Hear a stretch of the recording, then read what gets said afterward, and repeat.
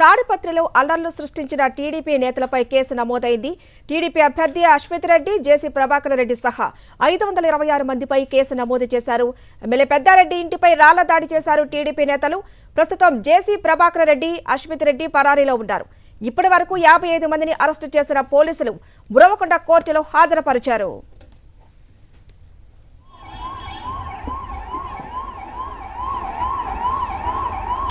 ఇక మరింత సమాచారం మా ప్రతినిధి శివారెడ్డి అందిస్తారు. శివారెడ్డి, కేసుకు సంబంధించి మీ దగ్గర పూర్తి డీటెయిల్స్ ఏమున్నాయి?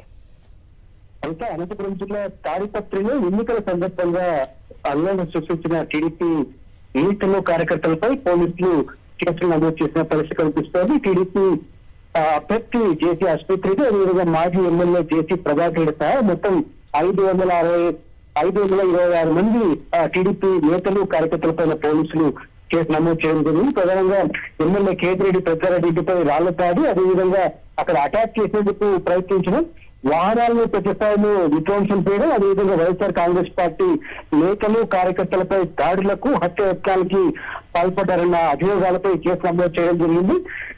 జేసీ అశ్విత్ రెడ్డి, అదేవిధంగా జేసీ ప్రభాకర్ రెడ్డి వీరితో పాటు మొత్తం 526 మందిపై కేసు నమోదు చేశారు. ఇందులో హత్యయత్నం సెక్షన్ కూడా ఉన్నాయి.